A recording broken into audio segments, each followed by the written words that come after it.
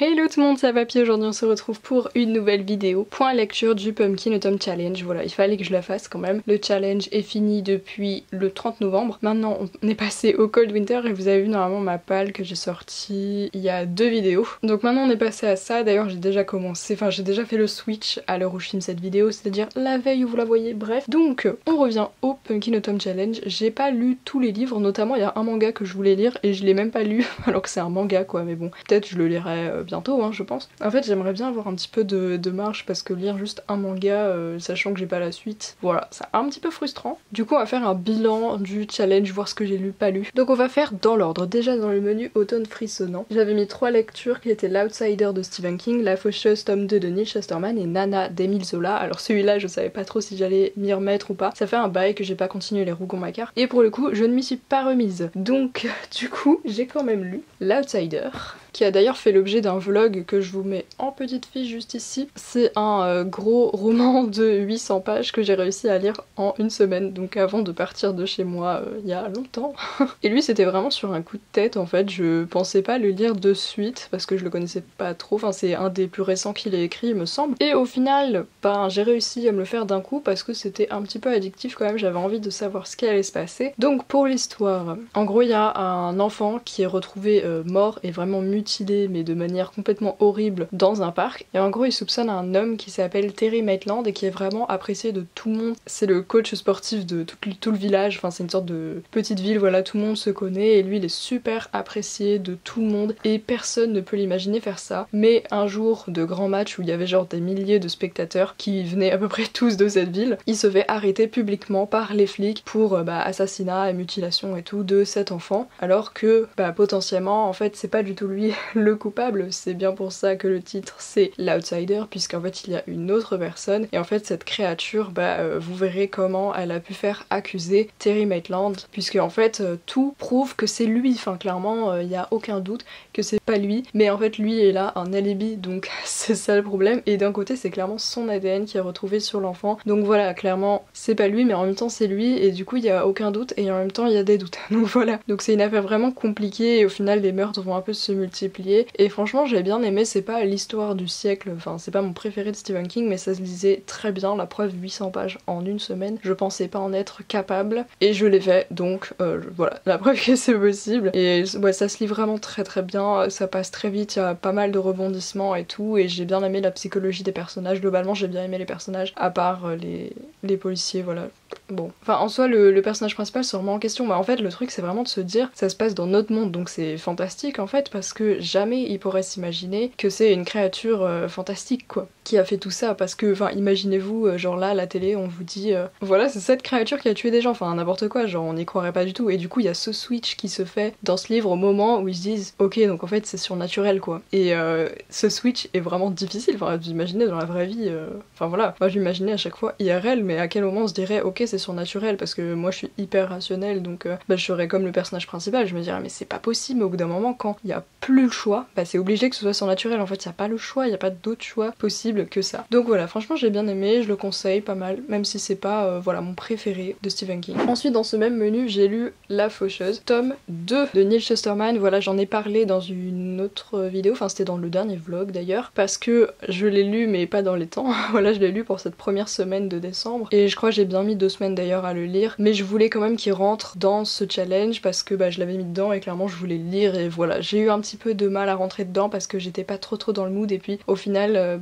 je suis bien rentrée dedans, voilà, surtout vers la fin où j'ai un peu rushé parce que déjà il fallait que je filme cette vidéo, et surtout en fait la fin il se passe vraiment énormément de choses absolument incroyables et je suis choquée, et d'ailleurs je dis n'importe quoi parce que c'est plutôt la semaine prochaine qu'il y aura le vlog, donc en fait j'en ai pas encore parlé, mais bon c'est pas grave, il y aura du décalage. Mais franchement j'ai trop aimé ce tome 2 et c'est clairement la fonction d'un tome 2, c'est-à-dire qu'il n'y a pas de... Enfin le début ça a déjà commencé forcément, et la fin c'est pas du tout une fin, donc il me faut absolument le tome 3, et c'est logique puisqu'en fait c'est un tome intermédiaire, mais là pour le coup il joue vraiment bien son rôle parce que c'est pas un tome... Parfois les tomes 2 peuvent être un petit peu chiants parce que c'est un peu intermédiaire clairement entre le début qui est assez excitant et la fin qui peut être aussi excitante, et là le tome 2 fait un peu la liaison et tout, mais là pour le coup il se passe des dingueries à la fin. Vraiment j'aurais jamais cru qu'il pourrait se passer autant de choses, c'est n'importe n'importe quoi ce qui se passe. C'est carrément ouais, hyper tragique en fait. Hein. Donc là il me faut absolument le tome 3. Donc ce tome 2 il se focus surtout sur Citra Terranova du coup qui est devenue faucheuse, qui a été ordonnée et qui est maintenant appelée Dame Anastasia. Elle travaille avec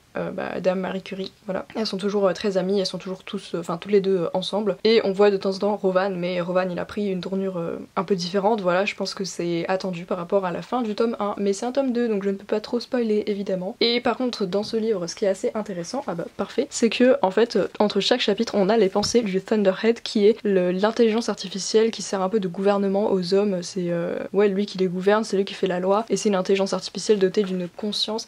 Donc en fait entre chaque chapitre on a les pensées du Thunderhead par rapport à l'humanité, par rapport à ses émotions, etc. Et c'est vraiment super intéressant et surtout à la fin ça devient vraiment intéressant. Et d'ailleurs ce tome il introduit un nouveau personnage qui s'appelle Grayson Tolliver. Je crois d'ailleurs que c'est avec lui qu'on commence le livre et lui c'est un mec, voilà. Sa famille s'en fiche un peu de lui parce que dans l'histoire les hommes sont devenus immortels, ils peuvent rajeunir un peu comme ils veulent et du coup ils ont parfois plein d'enfants et lui il fait partie de ces familles qui ont plein d'enfants et donc du coup les parents s'occupent pas trop de lui et donc c'est quelqu'un d'assez solitaire qui a pas trop d'amis et tout. Et le Thunderhead du coup c'est vraiment la personne dont il se sent le plus proche, même si c'est pas une personne, c'est une intelligence artificielle, mais c'est une intelligence qui peut parler avec plein de gens en même temps et c'est ce que les hommes attendent qui répondent pour les rassurer, enfin voilà. Donc du coup il est très proche de lui et le Thunderhead va donner une mission à Grayson Tolliver de sauver Dame Curie et Dame Anastasia, donc Citra, qui vont se faire attaquer. Voilà, donc lui il va avoir des missions que va lui donner le Thunderhead et il va devoir faire beaucoup de sacrifices pour pouvoir les réaliser. Voilà, donc c'était super intéressant et je veux trop la suite. Voilà, donc toujours aussi bien. Même si je sais pas pourquoi j'arrive pas non plus La Faucheuse à le lire d'une traite, enfin pas forcément d'une traite, mais même en fait je peux vraiment lire 1 ou 2 chapitres et plus vouloir forcément lire la suite. Je sais pas pourquoi, mais je trouve que c'est pas la saga la plus addictive. Genre je peux clairement faire des pauses comme ça en me disant, enfin sans me dire ok il faut trop que je continue et tout. Et je sais pas si c'est le style qui fait ça ou quoi. Et sinon au niveau de la romance, je trouve qu'elle est un petit peu osef et j'espère que ça va s'arranger dans le tome 3. Voilà. Donc on en a fini avec le menu automne frissonnant parce que j'ai pas lu Nana. Voilà. Dans le menu automne de l'étrange, il y avait 4 livres. J'en ai lu, alors c'est un peu particulier puisque j'en ai lu 2,5 sur 3. Déjà Salem, je l'ai pas lu, voilà. Je savais pas trop si j'allais le lire, c'est un livre que j'ai acheté à la Japan Expo et voilà, on va pas y passer son temps parce que je ne l'ai pas lu, peut-être l'année prochaine. Et en fait, pourquoi j'ai dit 2,5, c'est parce que, tout simplement, j'ai lu le Trône de Fer, l'intégrale, donc qui regroupe 2 tomes, et j'ai lu un tome dans l'intégrale. Donc là, comme vous le voyez, j'en suis, enfin non, vous le voyez pas d'ailleurs, voilà, j'en suis au 2e tome de l'intégrale. Donc on va dire 2,5 puisque j'ai lu quand même un tome, ce qui est pas mal, mais sachant que je l'avais déjà commencé avant le challenge donc c'est pas super. Mais le Trône de Fer je vais pas m'étendre dessus très longtemps parce que je pense que la plupart d'entre vous ont vu la série. Moi je voulais lire avant de voir la série, j'aime bien faire ça en général. Pour le Trône de Fer c'est vraiment un gros morceau quand même donc je sais pas si je vais y arriver. En tout cas je suis pas forcément hypée de ouf mais j'aime bien quand même l'histoire, il se passe beaucoup de choses et c'est compliqué, il faut être très concentré et c'est pour ça que je voulais pas faire une trop grosse pause avant de continuer et là la pause est en train un petit peu de s'étendre, il ne faut pas, donc il faudrait que je continue clairement, voilà. Mais je suis pas trop dans le mood là, j'ai pas envie de lire un truc trop compliqué, enfin voilà. Mais je pense que vous connaissez tous, j'aime beaucoup, c'est très compliqué mais j'aime beaucoup, voilà. Et il faudrait que je reprenne. Ensuite dans ce menu du coup j'ai lu à proprement parler 2 livres. Donc déjà il y a L'Épouvanteur que j'ai pris à la bibliothèque, donc merci de t'afficher maintenant. Voilà, L'Épouvanteur tome 6, alors j'en avais parlé dans un vlog brièvement quand j'étais chez mon copain parce que je l'ai lu là-bas et clairement ça faisait un petit moment que j'avais pas continué L'Épouvanteur parce que je m'étais pas lassée, mais voilà j'étais plus trop dans le truc, j'avais lu d'autres choses. C'est quand même une longue saga, je crois qu'il y a genre 15 tomes, même plus, mais en tout cas c'est terminé donc c'est ça qui est assez rassurant quand même, surtout que RIP Joseph Delaney, voilà. Et donc j'ai pris quand même le tome 6 parce qu'en général quand je vais à la bibliothèque j'aime bien prendre la suite, voilà. D'ailleurs je crois que j'ai pris encore la suite quand j'y suis retournée donc j'ai le 7, faut que je me le fasse. Enfin bref, le tome 6 c'est vraiment ce qui m'a fait renouer avec la saga puisque même si dans tous les tomes il se passe des dingueries, là vraiment c'était incroyable. Je ne pensais pas que... Enfin il a pris des décisions que je pensais pas qu'il allait prendre et en même temps c'était le plus logique mais en même temps ça annonce le pire pour la suite quoi. Vraiment je sais pas ce qui va se passer mais maintenant il faut absolument que je lise la suite clairement. Alors je sais pas trop comment résumer vu que c'est un tome 6, c'est quand même loin dans la saga donc c'est compliqué d'en parler. Mais clairement là je suis de nouveau à fond dedans. Il faut que je lise la suite absolument, c'est comme la faucheuse, là il faut que je lise le tome 3. Bah là il faut que je lise le tome 7 et ça tombe bien puisque je l'ai. Contrairement à la faucheuse, enfin je l'ai pris à la bibliothèque donc ça va être lu bientôt je pense. Je sais pas trop quand. Mais voilà, là il se passe quand même beaucoup de choses avec Satan et avec Alice, surtout on revoit beaucoup Alice, elle est là tout le long du livre et ça fait vraiment plaisir puisque Alice elle est souvent mise de côté à cause de l'épouvanteur malheureusement, mais là elle est présente tout le long du livre et j'aime beaucoup, même si j'ai toujours ce truc avec l'épouvanteur de me dire c'est super enfantin. La manière dont c'est écrit est très jeunesse et parfois ça me dérange un peu. Enfin j'ai pas l'impression que ça exprime beaucoup d'émotions et tout, du coup j'ai l'impression que c'est vraiment... Enfin le truc c'est que à la fin à chaque fois c'est écrit voilà j'écris ces notes par rapport à mes souvenirs de l'aventure et tout. Donc en fait c'est censé être un carnet où Tom Ward du coup il écrit tout ce dont il se souvient mais bon voilà on le ressent pas du tout comme ça quand on le lit. On vit les événements clairement en temps réel, hein, c'est pas du tout comme des notes, enfin voilà. Mais je pense que c'est... Enfin c'est peut-être pour ça du coup que ça fait un petit peu froid je trouve, c'est vraiment en mode les actions s'enchaînent comme ça, il n'y a pas forcément d'émotion et le style du coup a tendance à un petit peu me déranger mais bon du coup ça fait que ça se lit quand même très très bien parce que c'est très jeunesse donc les phrases sont pas compliquées, enfin voilà c'est pas compliqué mais par contre ce qui se passe dans l'histoire est vraiment compliqué psychologiquement, enfin pour le personnage vraiment ça doit être horrible mais en même temps du coup c'est pas trop bien retranscrit dans le texte je trouve, enfin bon bref je lis ça pour l'histoire plus que pour la plume clairement, mais voilà pour l'épouvanteur, j'ai trop envie de lire la suite. Voilà. Et ensuite dans ce menu j'ai lu Un bûcher sous la neige de Susan Fletcher qui est un coup de cœur monumental. J'ai jamais dit ça pour un livre, enfin même de ma vie, mais clairement je pense que je peux le dire maintenant, ce livre c'est un ovni. Vraiment j'ai jamais lu un livre comme ça et j'aurais jamais pensé lire un livre comme ça et c'était incroyable. Donc en fait ça retrace une histoire vraie mais bon beaucoup adaptée d'une sorcière qui s'appelait Corag et qui a vécu au XVIIe siècle. Alors j'espère que je dis pas n'importe quoi sur les dates mais pour moi c'est au XVIIe siècle, enfin voilà quand il y avait encore les castes, les MacDonald, les Campbell si je dis pas de la merde. Voilà enfin bref en Écosse du coup. C'était l'époque où il y a beaucoup de gens qui croyaient vraiment beaucoup aux sorcières, enfin voilà, qui prenaient beaucoup de femmes pour des sorcières parce qu'elles étaient assez proches de la nature, qu'elles se soignaient avec des plantes, enfin des remèdes naturels, etc. Et ces femmes-là, en général, elles étaient assez recluses, enfin marginales, et du coup dès qu'il y avait un peu une catastrophe, elles étaient le bouc émissaire et on n'hésitait pas à les brûler sur la place publique. Et c'est ce qui est censé arriver à Corag justement, enfin qui est en prison, voilà, au début ça commence sur ça, en fait elle a été capturée pour un massacre qui a eu lieu à Glencoe dont elle est tenue responsable évidemment puisque tout le monde la traite de sorcière etc et du coup le gouvernement, enfin voilà le gouvernement, la monarchie tout ça l'a capturée pour faire un bûcher sur la place publique mais en fait ils la mettent en prison en attendant que les beaux jours reviennent parce que là il neige et tout donc ils peuvent pas encore faire le bûcher, voilà. Donc ils attendent les premiers jours du printemps et en fait il y a un prêtre, il me semble que c'était un prêtre en tout cas hyper pratiquant, catholique d'ailleurs, ce qui n'était pas la religion du nouveau roi, voilà. Et en fait les catholiques ils étaient pour le roi, je crois qu'il s'appelle Jacques, et là c'est Guillaume au pouvoir et eux ils étaient pour le roi Jacques qui allait se réfugier en France et tout ça c'est de l'histoire vraie, voilà. Enfin, c'est ceux qui connaissent un peu l'histoire, moi je m'y connais pas très très bien, mais voilà en gros il est allé se réfugier en France et en fait c'est une question de religion comme d'hab. Et en fait lui il veut aller interroger Corag justement puisque elle serait responsable du massacre, donc il veut savoir exactement ce qui s'est passé pour le massacre de Glencoe qui a bel et bien eu lieu dans la vie réelle, voilà. Et Corag c'est aussi une vraie personne qui a existé, voilà. Donc c'est ça que j'ai trop aimé aussi. Et en fait ce qui était vraiment incroyable dans ce livre c'est que en fait il y a les chapitres où Corag raconte toute son histoire, tout ce qui s'est passé du début à la fin donc jusqu'au massacre, et entre chaque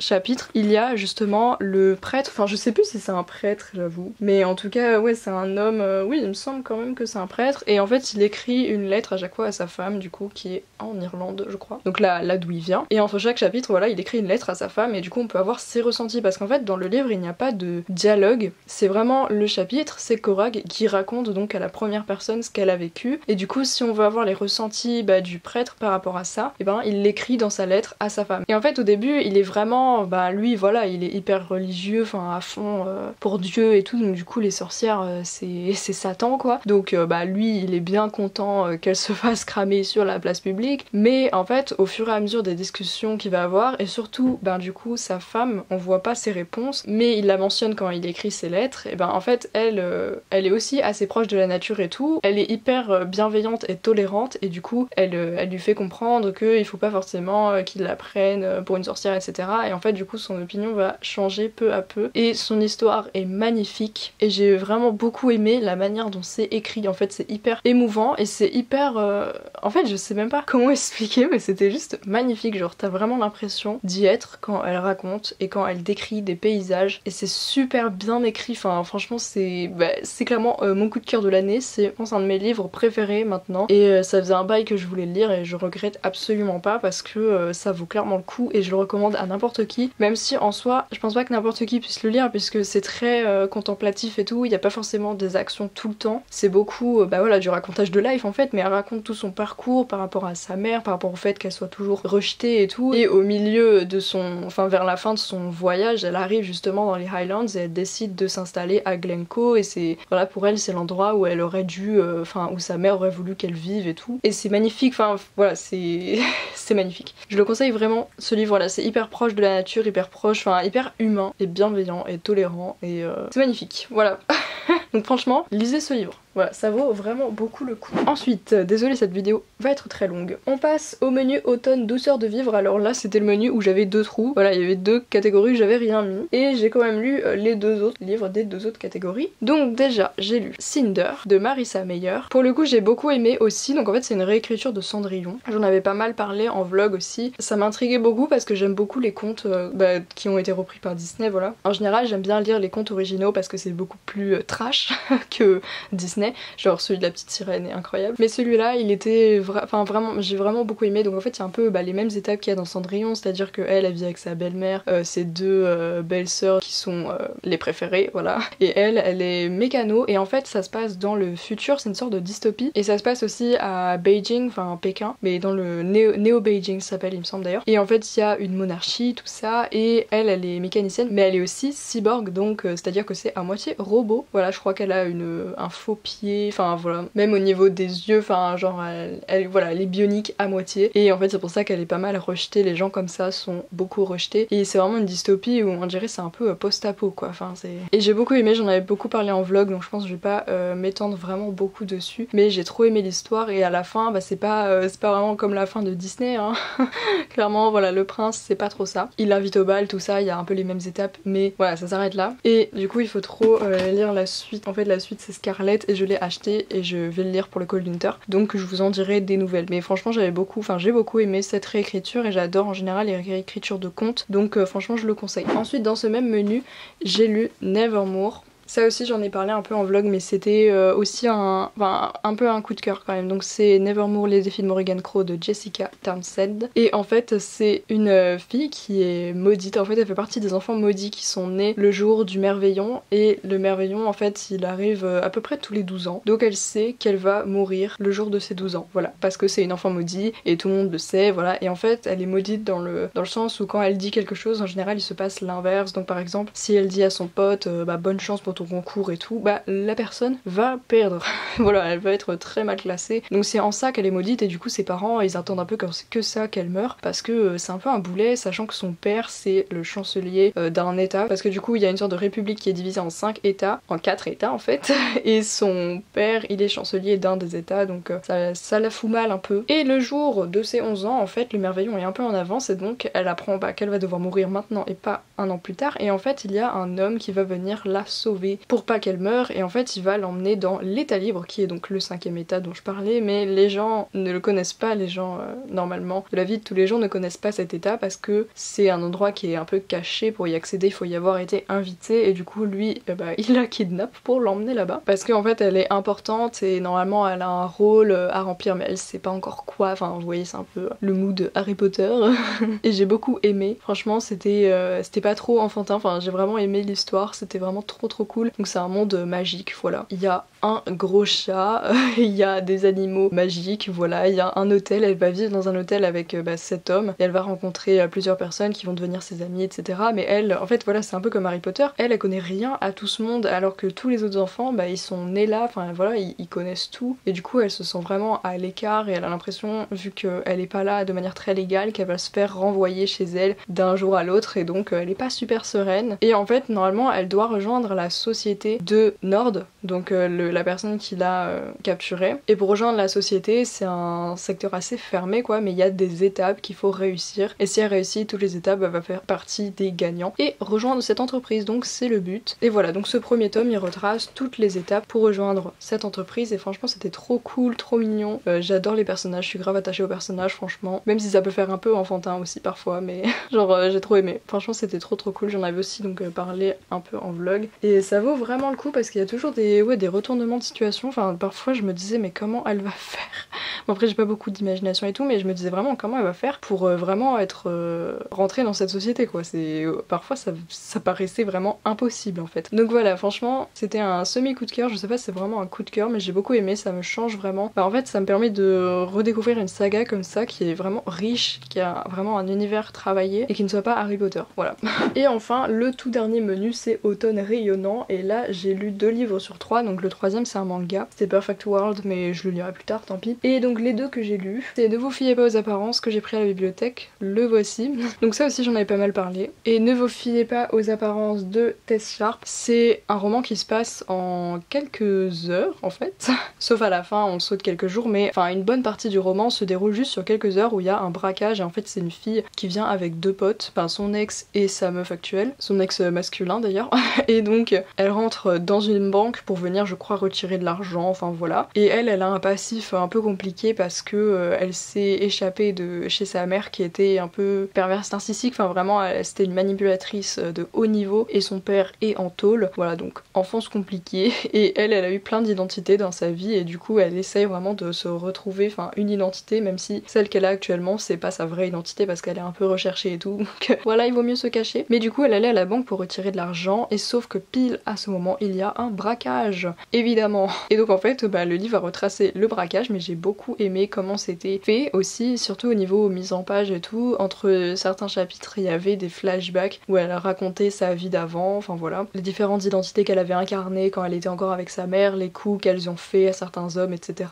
Comment elle s'est un peu perdue aussi. Et en fait voilà, elle avait décidé de tourner la page, sa grande sœur était un peu venue voilà, la sauver et la sortir de cette situation compliquée. Et là elle essayait de se refaire et évidemment elle se trouve en plein milieu d'un braquage, donc elle a un peu, enfin elle connaît un peu les codes de tout ça, donc elle va tout faire pour sauver tout le monde et que voilà, ce soit pas une tragédie. Et c'était trop bien écrit, c'était hyper addictif, franchement j'avais trop aimé. Ça fait un petit peu, enfin ça fait quelques mois, donc j'avoue que je me rappelle plus trop. Enfin il y a beaucoup de détails que j'ai oubliés, à mon avis j'en avais parlé dans un vlog, mais en tout cas ça avait pas été un coup de cœur, mais presque, enfin il me semble, en tout cas j'avais beaucoup aimé la manière dont c'était écrit et tout. On voyait, enfin à chaque début de chapitre il y avait l'heure et par exemple les indices qu'ils avaient, les accessoires qu'ils avaient à disposition pour essayer de s'en sortir et tout, et c'était super intelligent, enfin j'avais trop aimé. Et ensuite le dernier livre de ce point lecture interminable, c'est QI de Christina Dalcher qui a été aussi un peu un coup de cœur je pense. J'ai dit ça je sais pas combien de fois dans cette vidéo, mais Christina Dalcher j'avais déjà beaucoup aimé Vox, sauf la fin. Je pense que personne n'a aimé la fin, mais QI c'était vraiment bien et de A à Z pour le coup. Donc QI c'est une autre dystopie, voilà, si elle fait que des dystopies je vais encore plus l'aimer puisque c'est un peu mon sous-genre préféré, carrément même. Et en fait c'est une société où il y a des écoles d'état qui ont été créées pour les personnes qui ont un coefficient inférieur à 7 il me semble, donc si t'es au-dessus de 7 tu peux aller dans les bonnes écoles, surtout si t'es au-dessus de 8 ou 9, mais si t'es en dessous de 7 et ben on va t'envoyer dans une école d'état. Et évidemment il y a toute la propagande qui va avec, où ils font croire que c'est des écoles super avec des espaces naturels incroyables, ils ont des cours différents mais adaptés à leur niveau, etc. Mais n'importe quoi, on s'en doute, enfin voilà, c'est un peu comme des sortes de prisons, enfin c'est de la torture pour élèves quoi. C'est voilà, c'est n'importe quoi et c'est pour ça que les écoles d'état sont très reculées, parce que notamment les parents n'ont pas le droit d'aller les voir sauf genre une fois tous les 3 mois pendant quelques heures, enfin n'importe quoi. Ok, il me reste 3 minutes top chrono pour vous parler de ce livre, mais donc j'ai dû chercher le prénom de la personnage principale parce que je me rappelais plus, elle s'appelle Elena et elle a vraiment participé à instaurer ce système très élitiste avec son mari Malcolm qui est l'homme en fait qui a créé ce système. Et donc le jour où c'est sa propre fille qui est envoyée dans une de ces écoles d'état, bah ça va pas se passer pareil hein. D'ailleurs ça faisait quelques temps qu'elle se disait que en fait c'était pas super comme idée, et là bah à partir du moment où sa propre fille va y être envoyée, c'est plus du tout pareil hein. C'est sûr que quand ça touche les autres c'est pas pareil. Donc elle a une sorte d'énorme remise en question où en fait notamment sa grand-mère elle a vécu les jeunesses hitlériennes, elle a fait partie des jeunesses hitlériennes donc elle sait exactement ce que c'est, et elle le rabâche sans cesse qu'en fait c'est la même chose qui est en train de se passer encore. Et Malcolm bon évidemment il veut rien entendre. Elle est un peu dans un process de se remettre en question, donc maintenant elle comprend où elle voulait en venir. Et en fait dans le livre elle va faire en sorte de changer ça, de faire revenir sa fille. En fait elle va aller la chercher, et elle notamment qui était une professeure très renommée et haut gradée, bah elle va faire exprès de foirer ses tests pour se retrouver dans une école d'état, notamment celle où il y a sa fille, et en fait elle va essayer de la sauver, et notamment de faire interdire ce système et de revenir au système d'avant qui ne prenait pas en compte le QI, parce qu'en fait c'est tout le système a changé, c'est-à-dire que maintenant en fait t'as des centres d'aide aux femmes en mode si on peut faire des tests de QI sur tes enfants qui sont même pas nés, hein, genre pendant la grossesse, et donc si le QI c'est pas celui que tu voulais, bah t'avortes et tu refais. Voilà, donc c'est complètement arbitraire et c'est n'importe quoi. Et bah voilà, c'est tout le système qui a changé pour créer cette élite là, et donc évidemment elle,